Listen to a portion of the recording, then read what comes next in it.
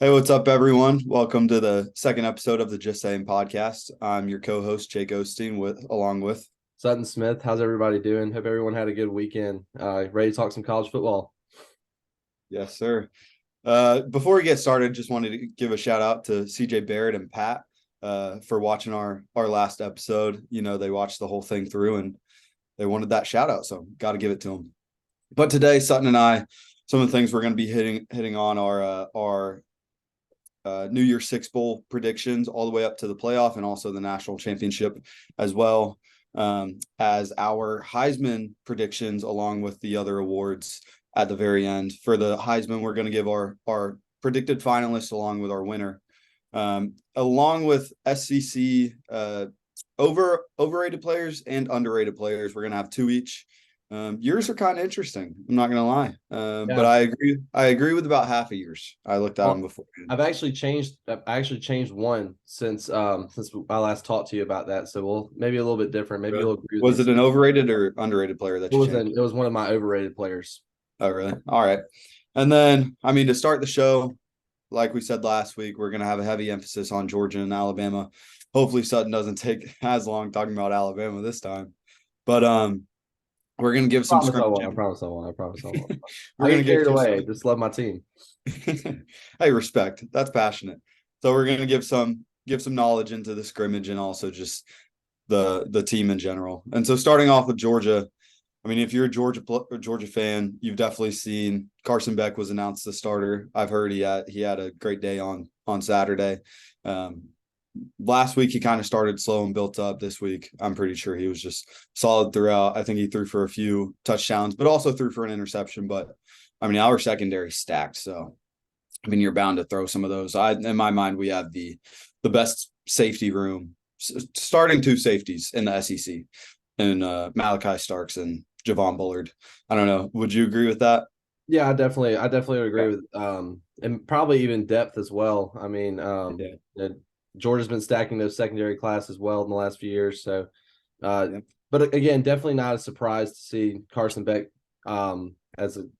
become told by Kirby Smart that he's a QB1. I think we all kind of inferred this would happen.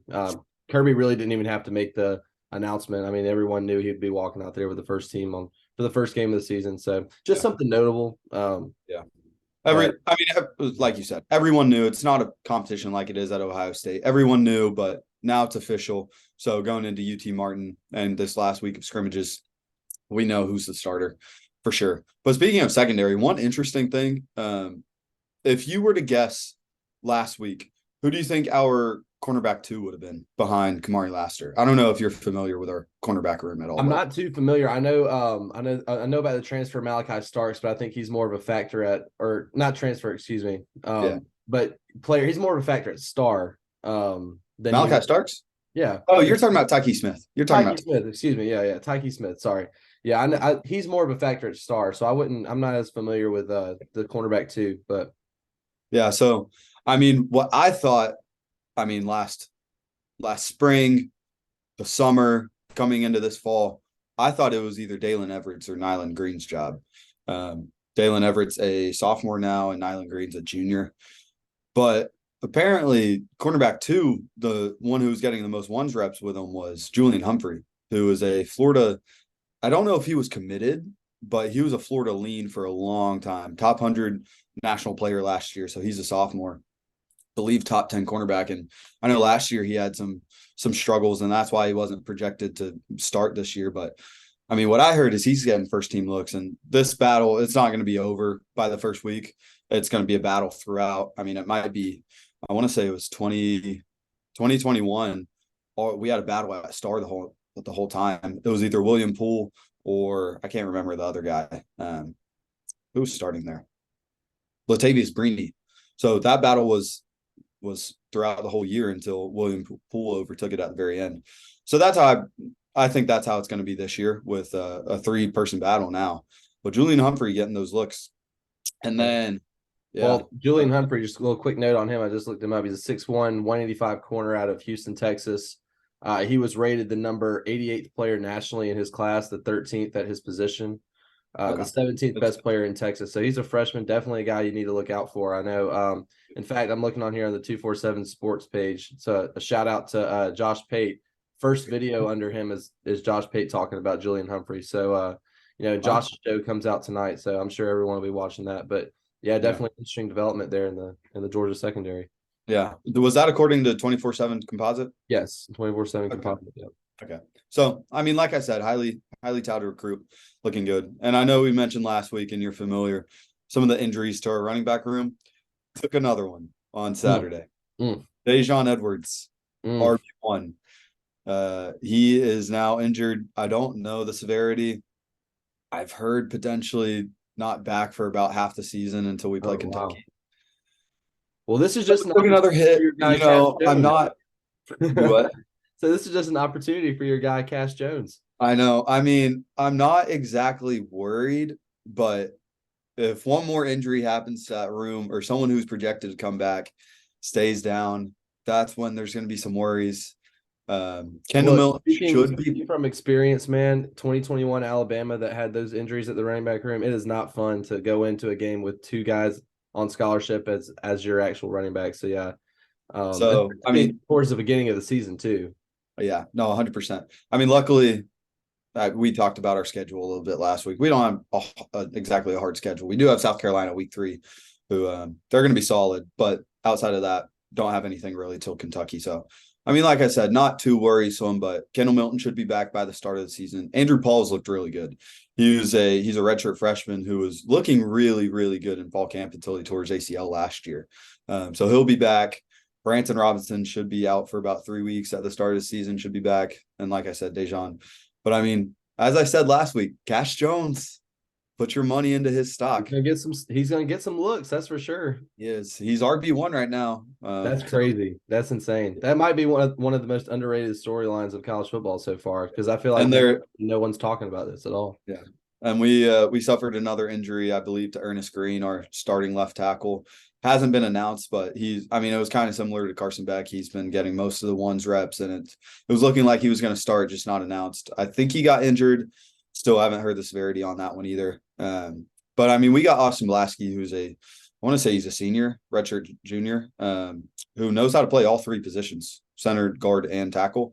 So I'm not too worried about that, but it is left tackle. That's probably the second least position you want to get injured outside of center, in my opinion. So enough about injuries. Let's hit on some of the people that looked well during the scrimmage. Ladd and Brock were they were held out not for injuries purposes. We know what they can do. Ladd, in my mind, is a top 5 SEC wide receiver. Love Ladd. Brock, we all know who Brock is. But Dom Lovett, the transfer from Missouri, apparently looked really good. What happened to your face? Sorry, I had to sneeze. Oh, you're good. Dom Lovett apparently looked really good. He's been turning heads since he came in back in the spring, so no surprise there. And then CJ Allen, you might not know the name, but you better. A freshman linebacker, he's sick. Braylon Wilson, he got injured last week, but his counterpart, CJ Allen, really, really good, and apparently he looked the best out of all the linebackers, even ahead of our 2 stars. I mean, I know Smile Mondon's out right now, but looked better than JDJ and our other starter right now in Xavier Sorey. So good thing from them. And then apparently the offense won the day. I say apparently. These are just what I've heard. I don't have a great source. I just report what I see on Twitter and the internet and things like that. Our listeners have to remember neither one of us are attending scrimmages, so we get inside sources, and all these scrimmages are closed. Kirby Smart and Nick Saban both obviously worked together in the past. They're kind of run probably similar procedures. So nobody there, everybody that's at the scrimmage usually is either family, maybe boosters. So we just get to hear rumors and we kind of spread the rumors. Yeah. But like I said, offense won the day, but there were reportedly a lot of sacks. I couldn't find out exactly who all had them and against what teams, but Jordan Hall, freshman defensive lineman, who was 5-star, going to be really good. He apparently had a sack. Michael Williams, we all know him, bona fide starter, bona fide stud. He also had a sack. And then Sam Ipimba, one of our really good young edge rushers, also had a sack. And I believe that came against the twos. But I mean, looking really good from our pass rush. I know that was an area of concern for both me and Kirby. So I mean, looking up. So if you want to talk a little bit about Alabama's scrimmage, go ahead. Yeah, obviously not going to go as long as I did last week. And obviously at Alabama, everyone we talked about this last week. The quarterbacks, everyone wants to know. Alabama and Georgia are in two completely different hemispheres when it comes to their quarterback battle. Obviously, Georgia announcing their quarterback. We were just talking about that. But I kind of want to start with a couple injuries. Devontae Smith, a guy who got a look as a starting safety potentially, did not practice yesterday. So whether that's injury related or team related, we don't really know. And then Justin Haynes, one of the backup running backs, had pulled a hamstring, didn't practice yesterday, and so we really and also after the practice was over, Richard Young, our probably the fifth string running back, had I think another leg injury. So we've got two guys down in that room, both freshmen. So kind of like Georgia there, but both of those guys. Not us. Both of those guys' timetables should be a little bit better than the guys on the Bulldogs this year. Kind of like ours, but not as severe as our running back room right now. No, not at all. And I want to start at running back because I think the biggest surprise of the day, in my opinion, was Roydell Williams getting the start with the first team over Jace McClellan. And they said Roydell, and according to one of my sources, quote, ran like a possessed animal. So, very excited. I've always been really high on Roydell. He's probably the best third down back, really good pass pro guy. It's good to see that he's getting reps with the ones and going to be in there for more than just third down. Correct me if I'm wrong, but he's more of a receiving back, right? No, he's more of our, if we need a 3rd and 2, 3rd and 1 goal line, he's going to do that. Huh. He can do everything. I mean, he's really, in 2021, he was really used particularly just in pass pro situations, caught the ball out of the backfield a lot, but he's kind of a do-it-all guy now. I mean, he's really added pretty much every element to his game. I mean, he's not doesn't have breakaway speed, or he's not going to completely just run you over. He's just I would say the same about him and Jace. They're both just very solid backs that can kind of do everything and take the load off a quarterback. I thought he was more similar to James Cook or Kenny McIntosh, where you can line him up at slot if you needed to, and he'll go get it. No, that's not. Definitely not for Roydell. I would say of any of the Bama running backs, that would probably be Justice Haynes. He's definitely the best pass catching back on the team. But even though Roydell and Jace are kind of the two guys headlining the group, Jam Miller had the best day of all the running backs. They said he was very he ran with a lot of speed and really hit those inside zones well. But going to the quarterbacks now, an interesting day at quarterback for Alabama. So Alabama has been running it a different kind of way in practice, where the second string defense is going up against the first string offense, and the first string defense is going up against the second string offense. And they've been doing this because the first string defense has been so disruptive to the offense. The offense can't get plays off. So basically, in order to get the ones the most valuable reps, they're having to go against the twos. So in order of, according to sources and percentages of snaps taken by the first team quarterback, Jalen Milroe took 60% of the first team reps. Tyler Buckner took 20, and Ty Simpson took 20. So before I start talking about these guys, Milroe ran solely against the twos yesterday. Buckner ran against the ones and the twos. Simpson ran against the ones and the twos, and Lonergan ran against the twos and the threes. Now, according to Nick Saban, he's kind of recognized this as a 4-man quarterback battle. So Lonergan has officially joined the top 3 and is competing for the starting quarterback spot.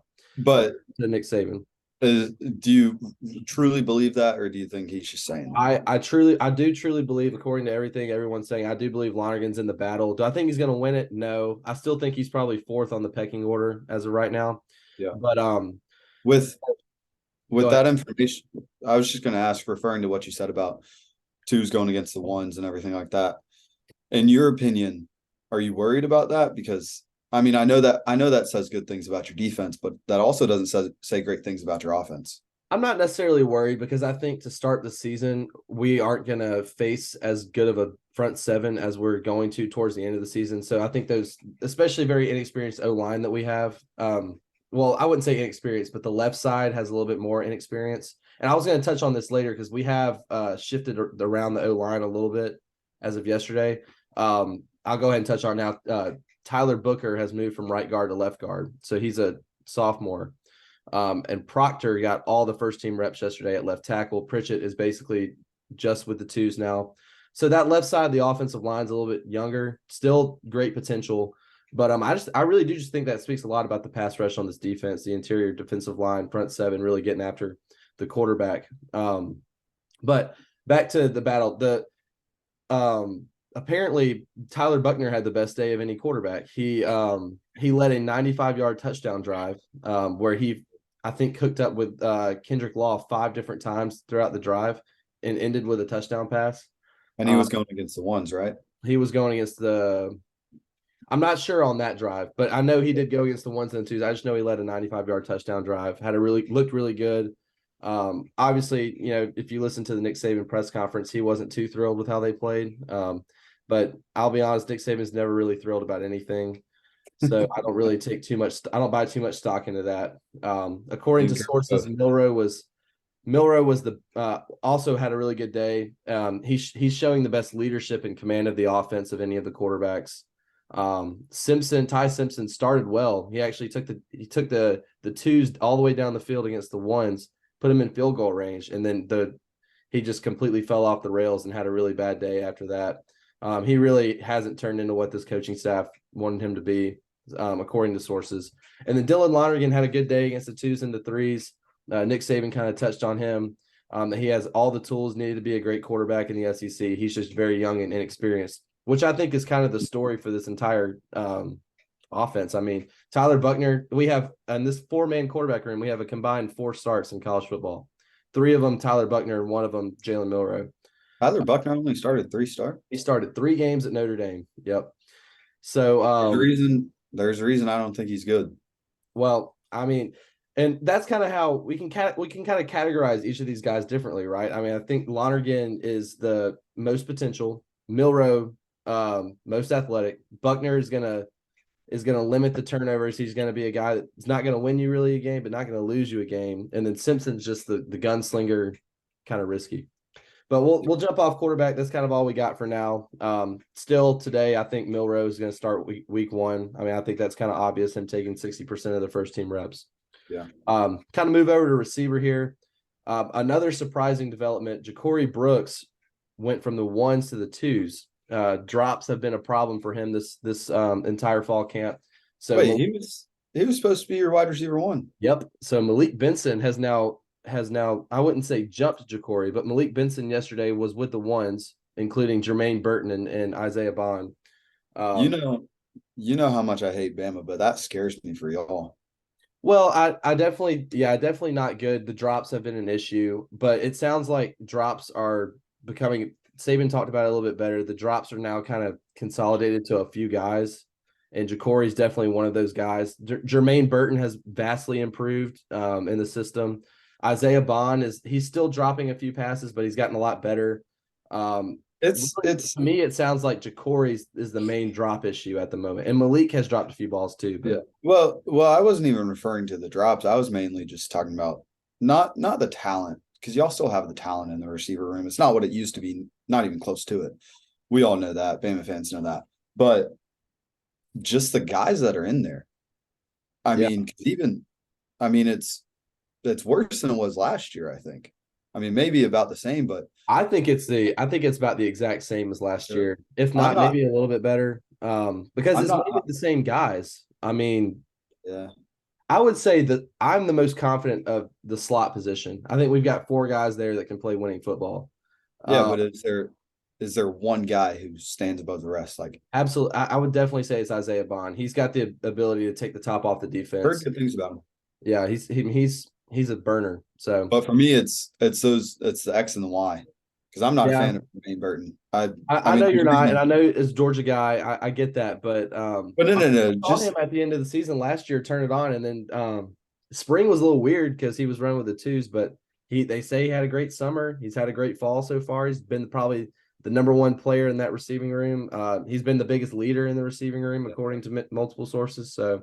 I mean, transfers can turn it around, but there's a reason he transferred out of Georgia. He wasn't getting reps. Ladd took all of them from him. So, well, and I mean, like I said, Ladd's a talented dude, works super hard, great. Yeah. top Yeah, 5 very. wide receiver in the SEC. I don't know if you agree with that, but I do. I agree. I Yeah. mean, so it's not to say Jermaine Burton is a bad player, but He plays at Alabama. We have to keep in mind with everything that we're saying about Georgia and Alabama. These are the yeah, two premier programs in yeah, college yeah, football. They wouldn't be players that are playing at these two colleges wouldn't be there if they weren't best of the best. 100%, So, and 100%. then one more thing before we move to defense, really quick. Mari Neeblack started at tight end over CJ Dupree. Not too surprising there, but definitely Saban's pretty much said he's a freak. So I can't. He's one of the guys I can't really wait to watch play. Let's move over to the defense. The defense. We'll start at linebacker. Something that'll catch your eye. Something that I was definitely surprised over. Tresman Marshall getting the start at weak side linebacker. I told you so. First time he's been with the ones all fall, according to sources. Start over Campbell, Jahad Campbell, but they swapped out a lot. So I don't know how much you're supposed to look into that.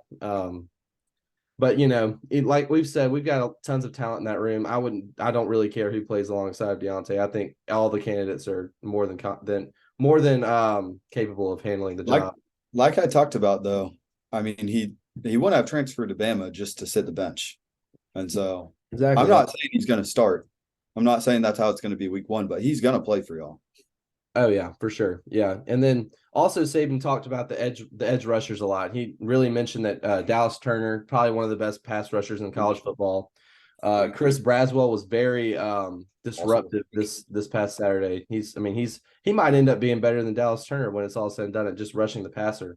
And then Bama players remember this guy mainly for his terrible special teams play against Tennessee last year where he touched the ball. Quandarius Robinson. Oh, that was funny. Not gonna lie, I did throw probably a shoe at the wall or something when that happened. I was so mad. But Saban's been really impressed with how he's been able to get after the passer. Just don't put him on special teams. Well, I guarantee keep him on the defensive side of the ball. But then move over to D-line. Another surprising, Tim Keenan, a guy who's been playing a lot of nose guard. He's been practicing with nose guard. They shifted him to the side of the D-line, and he got a start yesterday on the first team defense over Tim Smith, which is a guy that he's been a starter since he was a freshman at Alabama. So definitely interesting to see that. I don't know if there's more to look in there, but definitely something notable. Again, we saw Malachi Moore playing star this week. Jalen Key, the transfer out of UAB, was the starting safety opposite of Downs. I wouldn't say I'm too surprised, but then again, Devontae Smith didn't practice, so we don't know how that would factor in. And then lastly, before we move on off the Alabama scrimmage, special teams. This is said this might be the best duo of kicker and punter Nick Saban has ever had at Alabama. Riker continues to drill long field goals. I think he hit 2 55-yarders again. And Burnip had 2 balls punted in between inside the 5-yard line. Of course, one of those balls was taken back for a touchdown by Tyler Buckner in the first team offense, I think. So, that'll do it for the Alabama scrimmage. How about we get into some overrated and underrated players in the SEC? Yeah. Do you want to kick it off? I'll kick it off. We'll start with underrated. I'm actually really I'm really happy to watch this guy play. I enjoyed watching him play last year, specifically when they played against Alabama. Thankfully, he didn't put up any points, but my number one underrated player in the SEC heading into 2023 is Vanderbilt wide receiver Will Sheppard. This guy had led Vandy in receptions last year, receiving yards, receiving touchdowns, and it was by a long shot. I think the guy in second place in terms of receiving touchdowns had 3. This guy tripled that with 9. So, Will Sheppard is 60 catches last year for 776 yards, which is an average of about 12.9 yards a catch and 9 touchdowns. He's definitely one of the leaders for the Vanderbilt team. Obviously, we're not expecting too much out of that team this year. AJ Swan's favorite target. We've talked a lot about AJ Swan just privately. We both really like him. I think he's a pretty really good quarterback for them. Was a freshman last year. Yeah. He beat Mike Wright out, who I thought Mike Wright is not a bad SEC quarterback. And in my opinion, like you said, we've talked about it in private. AJ Swan, if he was on a different team, he's a top 7 SEC quarterback, which isn't a slouch by any means. On Vandy, you can never really judge. But I agree with your Will Sheppard take. As soon as I saw it, I agree with it. He only had 3 receptions for 45 yards against us last year, but he's going up against the Georgia defense against our cornerback 1, and then also they don't really have they don't have threats on their team outside of him. So Oh, I don't know exactly how it played out. Yes, last year, but I assume we double covered him a few times as well. yeah. So And honestly, I was really surprised, with the new era of college football that he didn't hit the transfer portal this offseason. me Because too. I think it speaks a lot about how Vanderbilt football players really stuck up for Coach Clark Lee. A lot of them are really like him, and we all know it's Derek Mason was a great coach at Vanderbilt. I thought he was a really good coach. I think he's perfect for Vanderbilt. Yeah, But it's so hard to win at that school just based off the requirements that you have to be as a student to get in and play a sport. So I don't know what really factored into Shepard staying there. Maybe he just loves the environment and the team and the coaches. But I mean, as an Alabama fan, I'd say this: if Will Shepard was on Alabama, he'd probably be receiver one this year. I mean, he oh, definitely would there's be. no doubt in my So, mind that he would be. so I mean, that's a really good player on a team that's probably not going to be that great. I Yeah, definitely would watch out for him this season. He's going to have a really good season. I would assume probably better than 9 touchdowns this year and more than 60 catches. And he's probably going to be a force. I would assume like second or third round draft pick as well. he's going to be good. All right, well, So Jay, what's your counter for the underrated players? yeah, I'm going at the quarterback position. He's a very controversial player. Some people love him, some people hate him. Spencer Rattler, transfer from Oklahoma. People know him, and I'm not a fan of his character. I don't think he has a great personality at all. You know, if I was around him, I mean, I haven't been around him, so I can't speak personally to it. But from what I've seen, I watched QB1 when he was on it. I didn't like him as a player. I've heard some stories, but apparently, according to Brooks Austin, when he was at SEC Media Days, he saw a lot of growth in him from his leadership and personality, where he's not this cocky player he used to be. There's still confidence there. Don't get me wrong, but there's definitely a difference between cockiness and confidence. And so, I mean, I don't know his stats. I'm not going to look him up, but he wasn't great last year. He wasn't bad. Don't get me wrong. He wasn't bad. He was probably middle of the pack, SEC. But you have Juice Wells out there, who's top 3 wide receiver in the SEC. He's really good. And so Spencer Rattler might be able to do something with him this year. I think it's. I mean, we talked about it last week. Shane Beamer, great coach, amazing coach. And so I'm interested to see how he does against us. I mean, we have the best defense in the SEC. I don't know if there's any arguments to that. So we'll see. I think that's going to be his first test, week 3. We'll see how he performs, but I think he's severely underrated. Some people think he's a top 3 SEC QB, but for the most part, they don't think he's great. So I think he has a chance to go in the first round this year too. I definitely Probably would say not he's top 5. Go ahead. I'm sorry. I was just going to say probably not top 5 pick, but could go in the later part of the first round.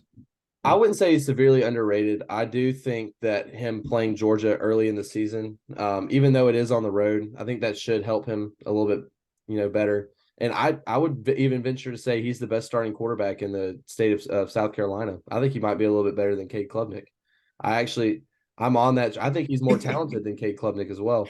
Maybe So I shouldn't have him on my underrated then, if that's what I wouldn't say he's. I honestly, I don't know if I would say he's underrated. I wouldn't say he's overrated. I think he's properly rated. Okay. But it's just again, he's one of the guys. If you put him on another SEC team like Alabama or Georgia, he's a guy he probably would be a top 5 pick in the NFL draft with those talented players. Not that South Carolina doesn't have talent; they just don't have the talent that Alabama or Georgia or an And LSU has. maybe it's different for me and you. I know, I mean, since we're on the side of South Carolina in the East, Yeah. I see a lot of Georgia fans on Twitter and other platforms that hate him, think he's bad. So, and I assume you don't see as much from that on the Alabama side. So, I mean, it's certainly, I mean, there's biases towards it. So, I mean, it's different how everyone views it. It's different perspectives. In my mind, I think he's underrated, but Okay, well, I'll go ahead and move on and do my second yeah, or my last underrated.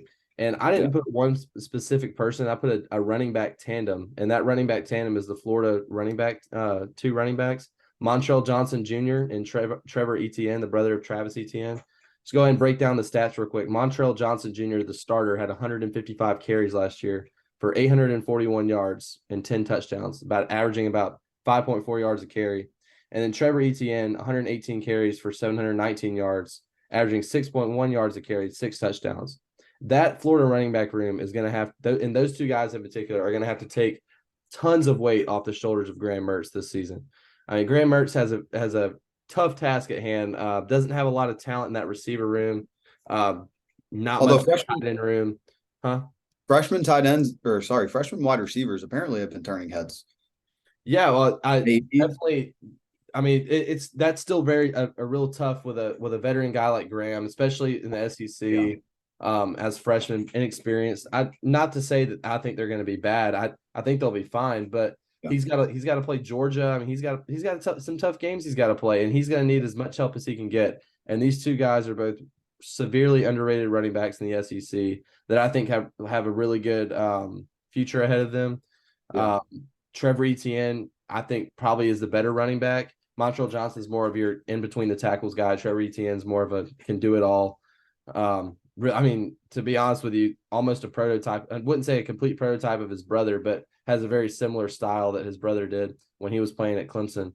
Yeah. So excited to watch Florida, how they attack on the ground game this year, especially with they have a bigger O-line than most teams. They're more they're going to run the ball probably just 65% of the time this year. That's what Billy Napier is going to want to do on the offense. So definitely excited to see what those two guys do this year and how they kind of control the line of scrimmage. I always like looking at how these guys perform against Georgia. So like I said, Will Shepherd, he went 3 for 45, but that was, I mean, kind of skewed probably. Montreal Johnson last year against Georgia went 11 carries for 24 yards. And if you take out his long of 11, he had 10 carries for 13 yards. So not great from him. I mean, these are still a lot goes into that too, though. A lot goes into that. I 100% agree. And he was going up against the number 1 front seven in college football last year. Has been for the last 2 years. I might be again. And Trevor Etienne, he did a little bit better, 11 for 53 with a touchdown. If you take his long out for 14 yards, went 10 for 39. So again, not a great performance, but I've heard some good things about him. I think they will turn a little bit of heads this year. But I mean, they're Florida. If I hate one team more than Bama, it's Florida. So not a big fan of them. Yeah. Sorry for any Florida fans watching. Sorry for my family watching who are Florida fans. Can't imagine why, but leading into my second underrated player. You don't know about this one, but you know his name. You remember him very not fondly. What's the opposite of fond? I don't know. He I don't know. Despicable? I don't know. Yeah. You don't like him. Mason Taylor. Yeah. Yeah. He's the freshman tight end from last year, so now a sophomore, who won the game against Bama with a 2-point conversion. He had so not great stats freshman year. And I mean, I if you're outside of the state of Louisiana, you probably don't know who this dude is. He had 414 yards with 3 touchdowns, so not eye-popping stats. But I think he might be the second best tight end in the SEC and maybe top 3 in the college football arena. But I mean, like I said, he was a freshman last year, and they relied on him so much on the last play of the game when it was 30-31. I think it was the last play of the game, at least the one that won the game. When it was 30-31, they threw the ball to Mason Taylor. It was designed for Mason Taylor to win, and they threw a freshman tight end that ball. The only other freshman tight end in my memory who's would ever even be in that circumstance is Brock Bowers. I'm not saying he's going to be Brock Bowers at all, but I mean that's impressive whenever you're relying on your freshman tight end to beat Bama at the very end of the game. Yeah, I think that speaks to the confidence that they had in him. I mean, if you just look at the body style, he is a prototypical tight end. I mean, he looks like as a freshman, he was a big dude. And I think what was most frustrating about that game to me is I think every Alabama fan knew exactly where that ball was going as soon as it was snapped, but Pete Golding. And thank the Lord he's at Ole Miss this year. I wouldn't say I hate for the worst things to happen to him, but I don't think the Ole Miss defense is going to be too good this year. So I don't think his introduction at Oxford is going to be too kind. But Mason Taylor is going to be he definitely is the second best tight end in the SEC, if not third behind Oscar Delp, the other Georgia tight end. I would definitely say he's top 3. I don't exactly know how he'll fit. I mean, he'll definitely fit into their offense, but he's more of he's not a Brock Bowers go deep type of guy, line up outside. He's more of a true tight end. that really they really like him in the short game, the blocking, obviously play action pass, goal line situations. He's a mismatch. So I definitely agree with that take there. Yeah, let's lead that into overrated players. Mine's again, I got another controversial player as my number one. Well, hold up. Let me go first because we're on that same team. We're on that same team. You got it. So don't agree with this one at all. I don't understand. Don't agree with this one at all. I don't understand why people think Jaden Daniels is a Heisman quarterback. To me, he's don't get me wrong, very good quarterback. Beat Alabama, very good quarterback. I just don't think he has one part of his game that is special enough for him to be a Heisman Trophy quarterback. Give you some of his stats from last year. 266 of 388. So 68.6% completion. All of these stats are good. Just want to say that. All these stats are good. 2,913 yards, so about 7.5 a pass, 17 touchdowns, 3 interceptions. Now, I think if you could say anything exceptional about Jaden Daniels is that touchdown to interception ratio. The guy doesn't really turn the ball over, and that's something you really want in a quarterback. So I am not saying at all that he is not a good quarterback. I think he's a great quarterback. In fact, I think he's a top 3 quarterback in the SEC. But I think we all need to pump the brakes on the Heisman talk with Jaden Daniels, especially this year when he doesn't. His number one target is Malik Neighbors, who's a very nice receiver in the SEC, going to be a great receiver. But outside of him, a lot of unproven, inexperienced talent there that he's going to have to work with. Definitely think that they're going to have a great offense, maybe one of the better ones in the SEC. But I just think everyone needs to pump the brakes on the Heisman talk with him. I think there's a lot of other candidates out there. In fact, I wouldn't even put him in my top 10 quarterbacks in the country, I don't think. Oh, whoa. So whoa, I definitely think he's great. Would love for him to be the quarterback at Alabama. You could probably bookmark a natty if he was a quarterback at Alabama with the talent that we have this year. But not at receiver. I don't think it. Well, that's the topic for another time. But again, Jaden Daniels, great quarterback, just not Heisman worthy. Think he's getting way too much hype for the Heisman this year when he really shouldn't be. So that's my overrated player. Okay, I won't counter that too much. You kind of echoed his sentiments on. You believe he's a top 3 SEC QB. I think he's number 1. I do think he's a potential Heisman finalist. I don't think he will be, but I think he's a top 5 QB in all of college football. I think he's really good, and especially, I mean, the fact that he doesn't have that wide receiver talent. He didn't have it last year. He had less than last year. He had more. The only receiver they lost was Kayshon Boutte. They had Kayshon Boutte and Malik Neighbors last year. That was arguably the best double punching receiver in the SEC last year. I'm comparing it to this year, where he has more, because Kayshon Boutte wasn't anything last year. He really did nothing. And I believe Malik Neighbors is a first-round talent. I think he's really good. So he still has him. He has a good – and I believe they have a great receiving room. I think I spoke to it last week where they potentially have number 1. It's either them or Georgia, I think. But I think he's really good. I think he's going to be the best quarterback in the SEC by the year end. So I won't counter that too much. Okay. But I'll keep it at the. I'll give you my quarterback that I think is going to be the best when we get to that in a little bit. But it's not Jaden Daniels. So. Yeah, I know who yours is. Sure do.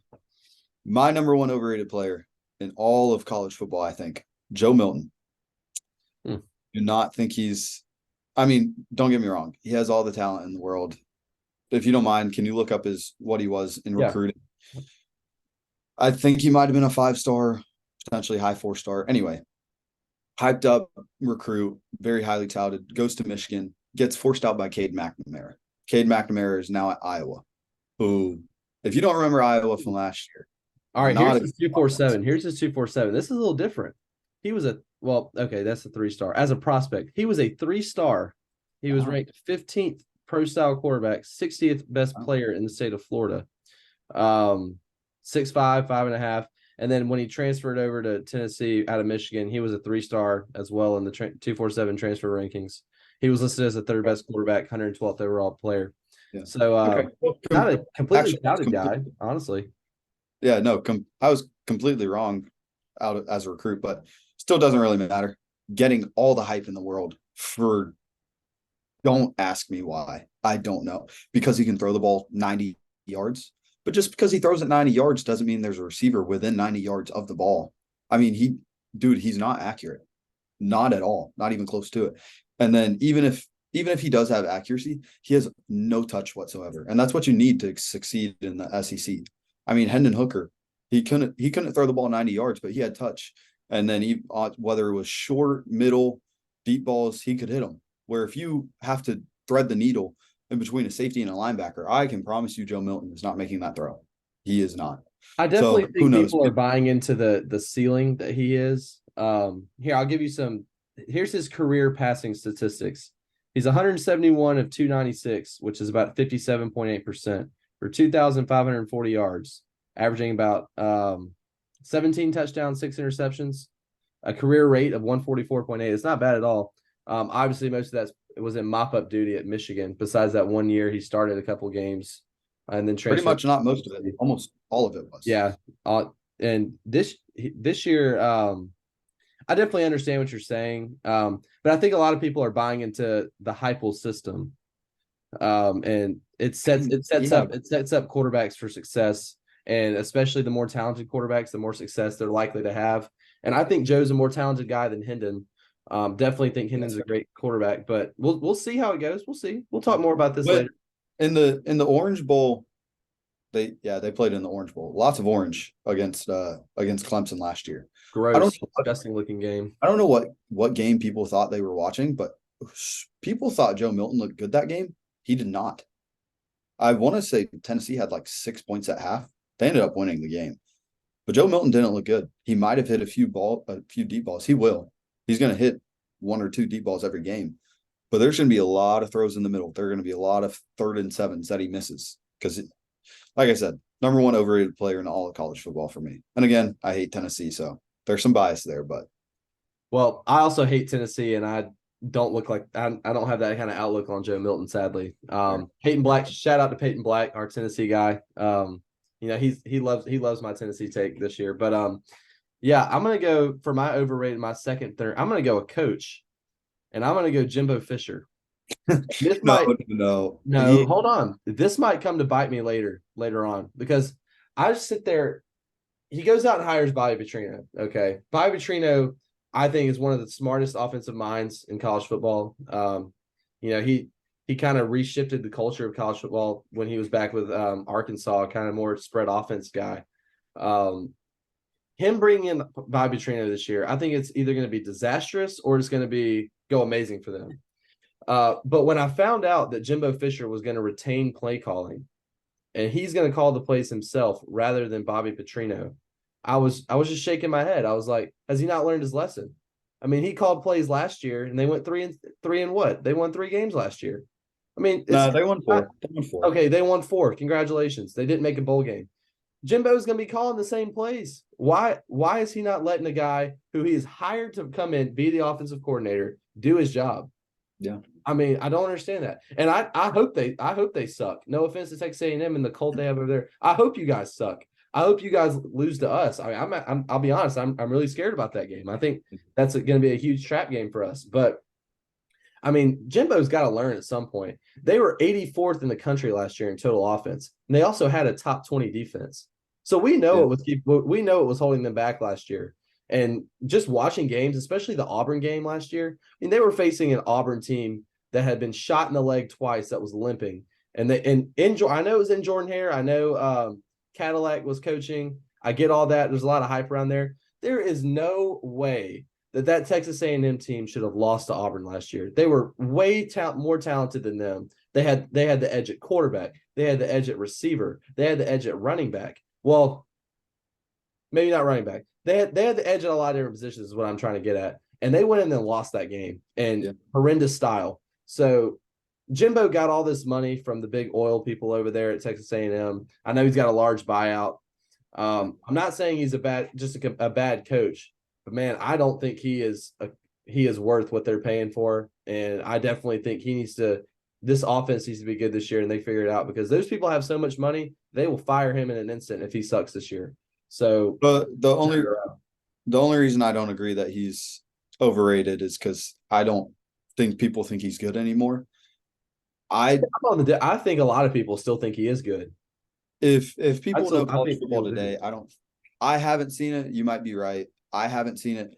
I think he's a bottom 5 coach in the SEC. So, whoa, I mean, wow, okay, yeah, I definitely don't agree that he's good. That's why I just don't think he's overrated. But my second overrated player, also on the Tennessee Volunteers, Brew McCoy. Wow. Okay, yeah, Don't that's valid. don't really get it. I know he was a 5-star. Then he was in primetime transfer portal. Went to sign. I don't know his timeline. Like It's went to weird. Texas. It's a weird Was timeline. It's you very might be able weird. to correct me. Signed with So he Texas. started at Texas or Transferred. transfers to U. So it was one of the two. It's so weird. Signed to Texas, transferred to USC before the end of the spring, transferred back to Texas the next season, or it might be reversed. Yes, but that's correct. That's correct. yeah, there were those moves, and then transferred to Tennessee, I believe, the season before last. And last season he wasn't bad. He put up over 650 yards. He was a wide receiver 3 last year too. So. Well, no, I mean, yes, but for most of the season he was wide receiver 2 because of Cedric Tillman was out. Cedric Tillman was my dark horse Biletnikoff winner. And I think especially since Jalen Hyatt won it, I think if Cedric Tillman was fully healthy, he would have won. But put up over 650 yards. But to me, he just doesn't look like the guy. I don't. And like you said, he was wide receiver 3 last year, wide receiver 2, wide receiver 3. He never had the best cornerback on him ever. He never got double covered. Yeah. This year there will be that. And so I think he doesn't even hit 500 yards this year.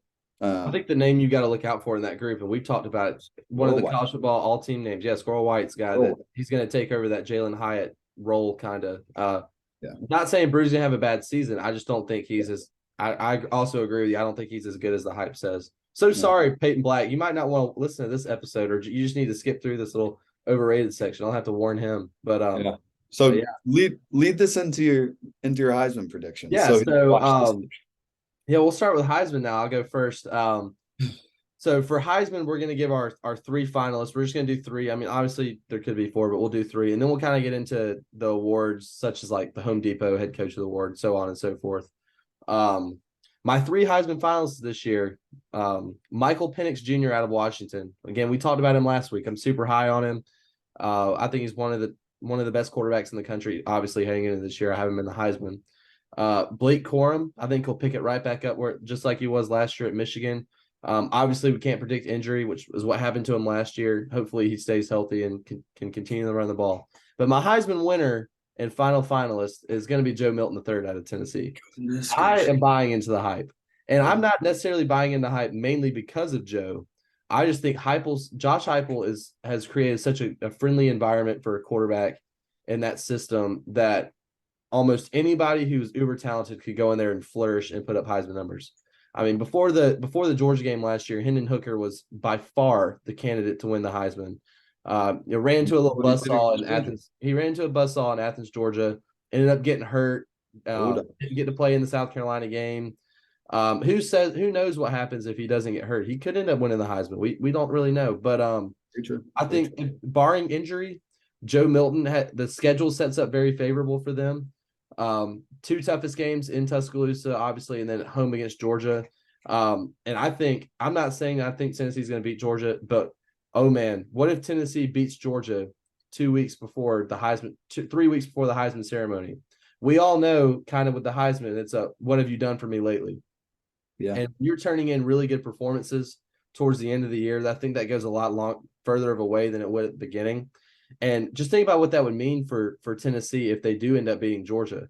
They're likely going to go and represent the SEC East in the SEC championship game in Atlanta. And then he's going to be playing on a primetime stage that Saturday against whomever, whether that's Alabama, LSU, whoever is representing the West. And who's to say they don't win the SEC championship this year? I mean, with that offense, anything's possible. Yeah. So I think he's got plenty of playmakers around him, a good offensive line, one of the best offensive-friendly head coaches, probably the best offensive-friendly head coach in the SEC. A great system. He's got all the tools, obviously can throw a football probably further than anyone I've ever seen. He's a great runner.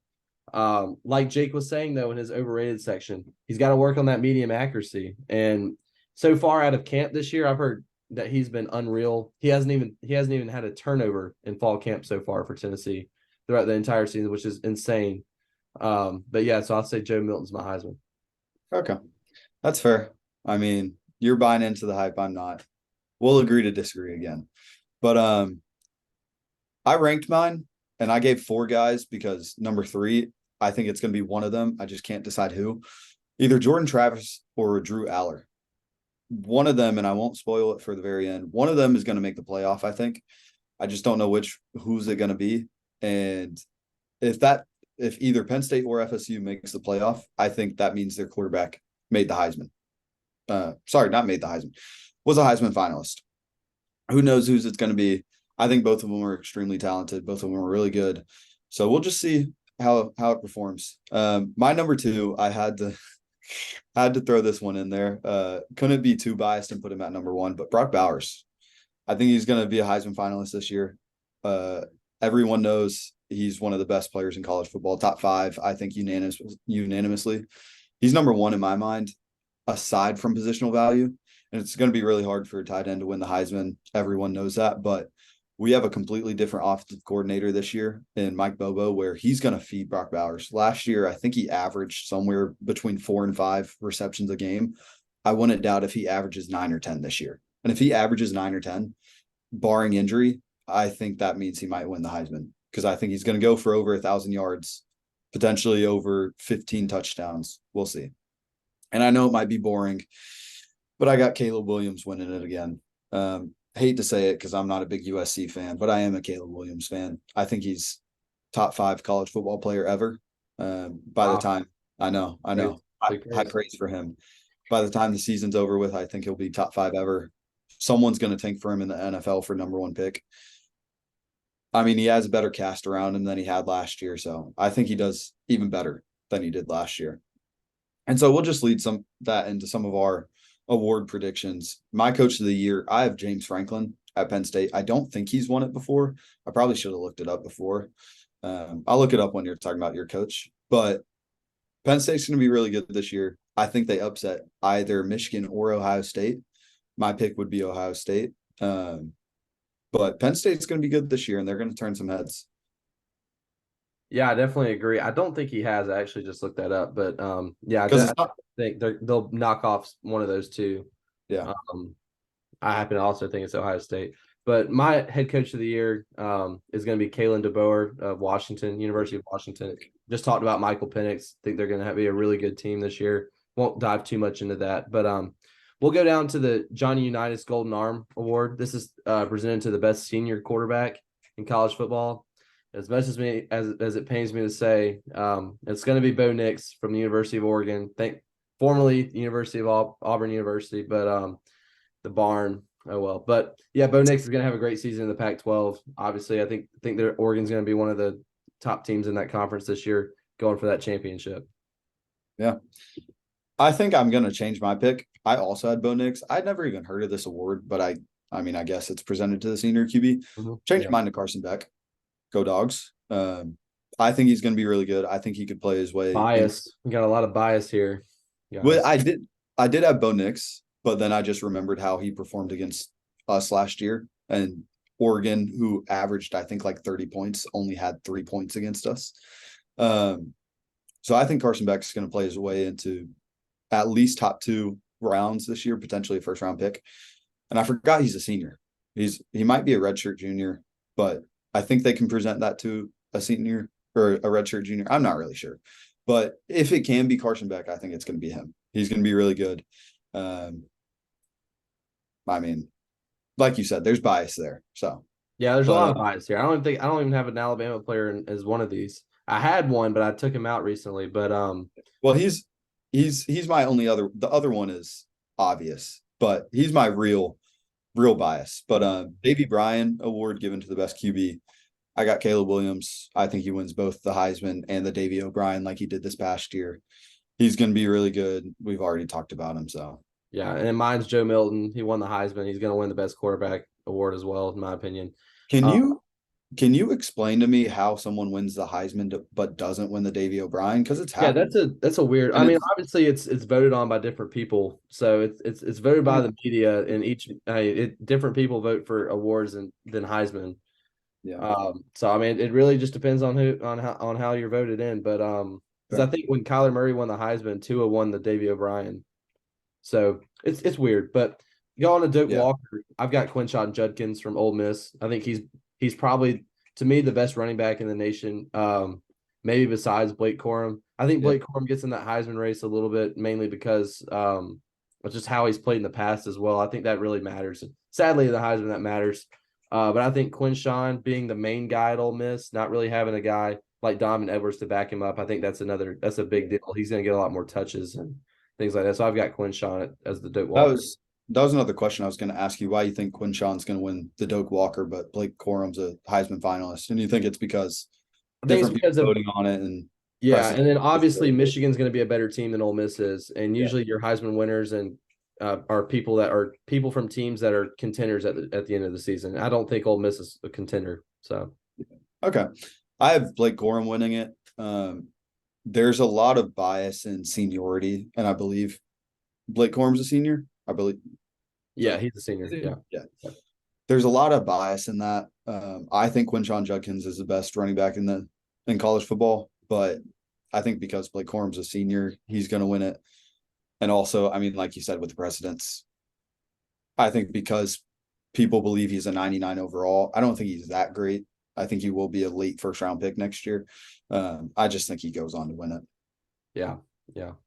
And makes sense. And we'll get into the Biletnikoff now. I mean, I think these next two awards, we can go ahead and just hit these real quick.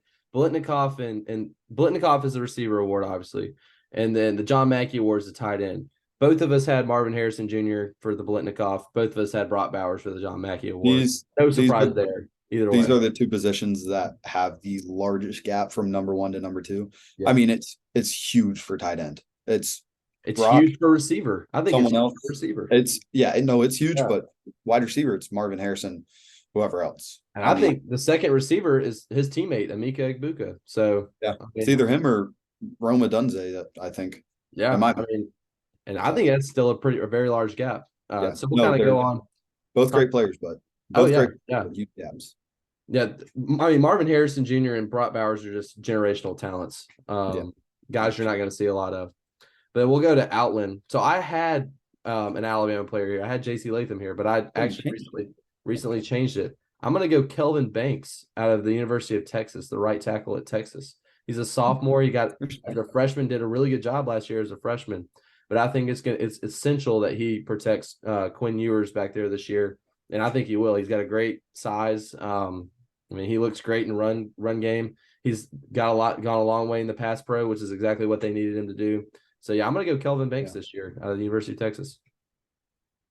The reason I don't agree with that is because he's a right tackle. I don't know the history of right tackles winning it, but most people know left tackle is more important unless you have a lefty QB. So I just don't see a right tackle winning it, even if they deserve it. But, I mean, you might call it bias. I don't think this one is, but SVP Cedric Van Pran, our center, Michigan center from last year won it for the first time since 2005. And I think that's going to continue this year because SVP might be our most important player on the whole team this year. I know that just from watching Georgia football, but with a first year QB, he's going to be pivotal because I also don't think there's much argument in him being the best center in the nation. He's extremely talented, very intelligent. And I think that's going to go a long way in the voting for this one. But I mean, it is hard for a center to win it, but I think people know his importance to the success of our team. Well, that's our awards. We'll head into the last segment of the show, and then we'll get you all out of here really quick. So, the last topic of the day is going to be the New Year's Six and playoff predictions. So we'll predict the 4 other New Year's Six games as well as the 2 playoff games and the national championship. Just to run through it real quick, the Sugar Bowl and the Rose Bowl will both be playoff venues this year. Obviously, the national championship, its own entity. The Fiesta Bowl, the Orange Bowl, the Peach Bowl, and the Cotton Bowl round out the New Year's Six games. Obviously, the Cotton Bowl is between the Pac-12 and Big 12 opponent. The Peach Bowl is between an SEC, Big 10 opponent. Orange Bowl, SEC, ACC, and Fiesta Bowl is a Pac-12 and Big 12 as well. So we'll just kind of start off with the Cotton Bowl. Jake, what do you have for the Cotton Bowl? I got USC versus Oklahoma. So that's the first Pac-12 out and the first Big 12 out? Yes. Okay. I got USC, Oklahoma. Actually, that's the second. Excuse me. That is the second of each. Sorry. Oh, you're right. So Fiesta Bowl is the first of each. Yeah. So I think both of them are going to be runner-ups in their division. Okay. Oklahoma, not super confident in. USC, I'm pretty confident saying that they're going to make a New Year's Six bowl. I think Yeah. just don't know where they're going to play within this range. Both going to be good teams. Both have really good quarterbacks. Oklahoma has a lot of questions around them if they're going to be good or not this year. So, I mean, I'm not super confident in that. So we'll see. We'll see. So I guess you're going USC as winning that game. I am. Yeah, Yeah, USC. yeah, I would also agree. But my Cotton Bowl prediction is going to be the Oregon Ducks and the Kansas State Wildcats. I think both of those are going to be the runner-ups of their respected conferences, and I've got Oregon taking the win. They've got a much better defense this year. Kansas State lost a lot, but I think they'll be back with Will Howard. He's a very promising player. Obviously, Bo Nix, it'll be Bo Nix's last college game, actually, finally. And I feel like he's been playing for like 20 years. So, yeah. Feels like he's been playing since his dad. I know. So Oregon's going to get the Cotton Bowl win. So for the Peach Bowl, I've got Tennessee versus Ohio State. And I actually think this would be one of the most intriguing, entertaining performances if Joe Milton actually decides to stay and play in this game, which, with the way players are dropping out these days. But I do think he'll win the Heisman and obviously probably not play in this game just for injury concerns. So we're probably looking at Nico Lamaleva's first start as a college player against Ohio State.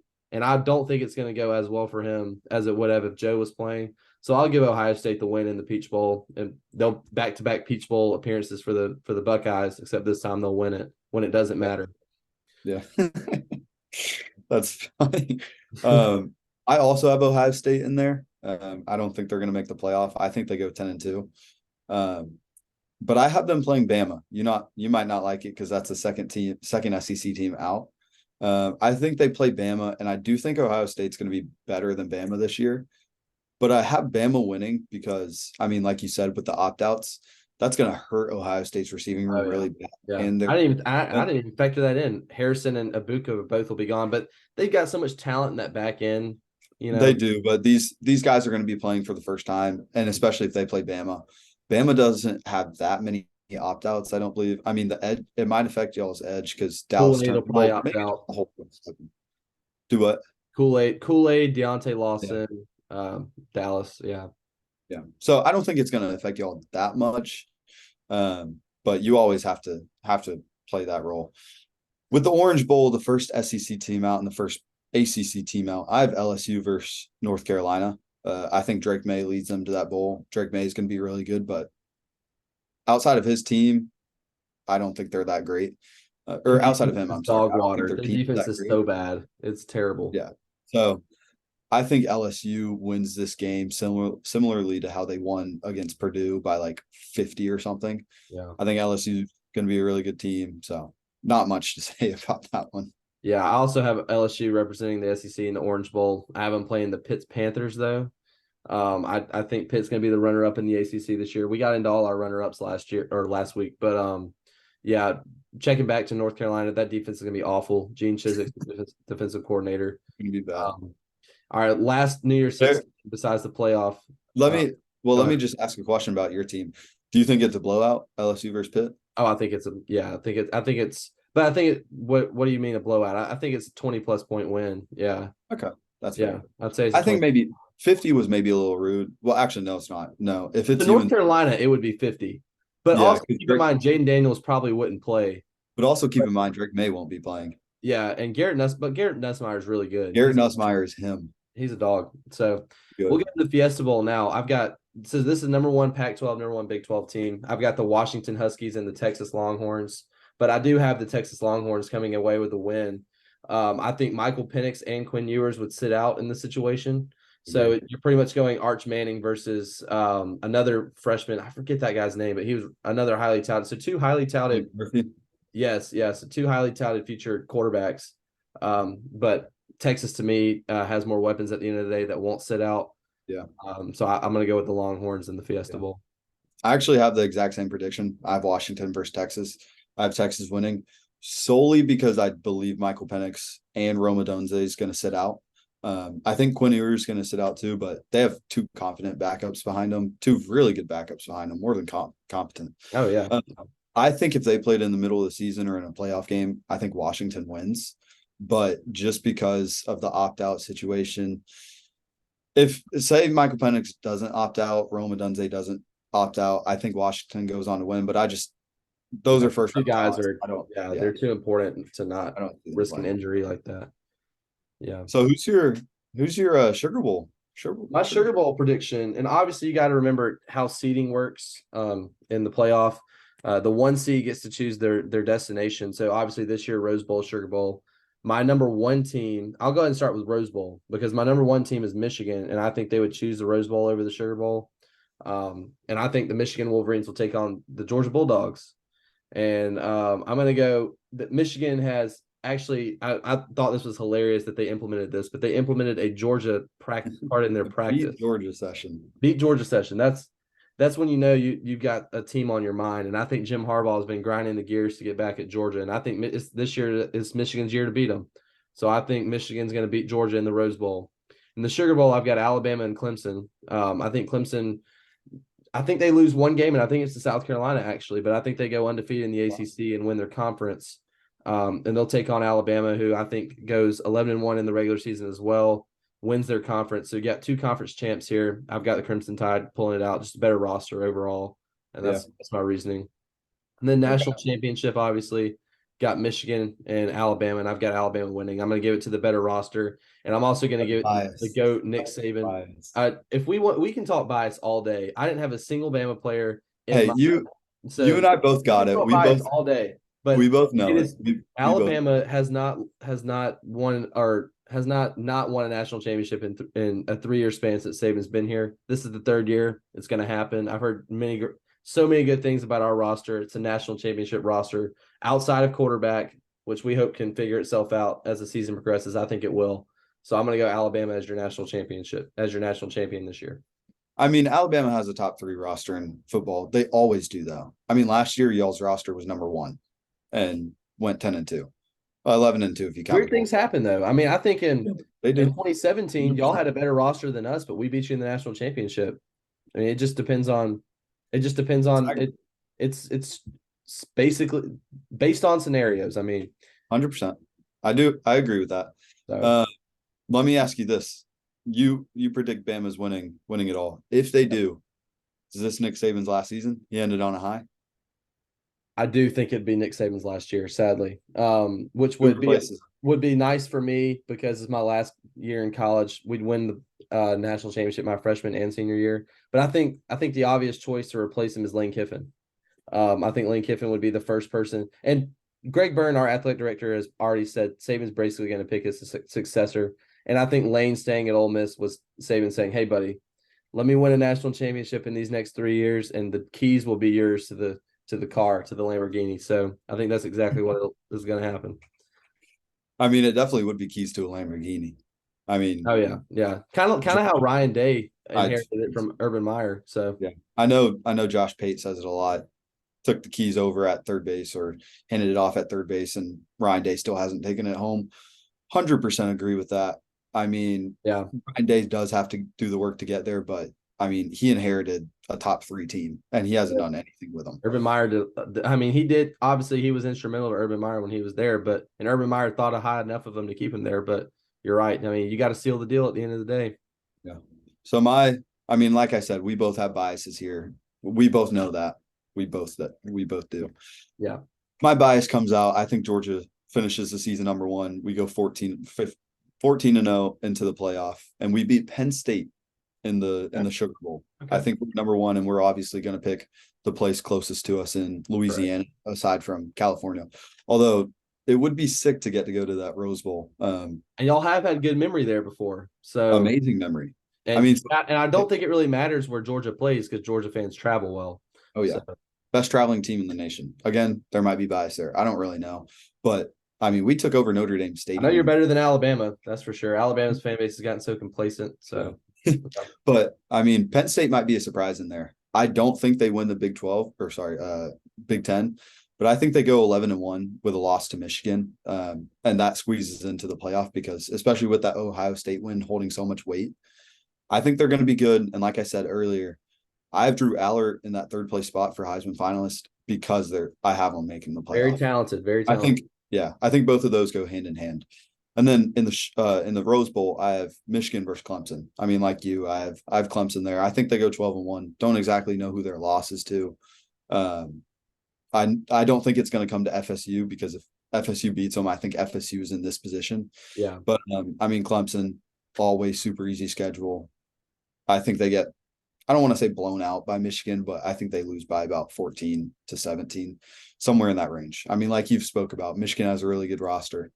Mm-hmm. And so that leaves Georgia, Michigan for the national championship. And I actually tossed it up there. I didn't know exactly how it was going to finish, but I mean, you might call it bias, but I think Georgia three-peats.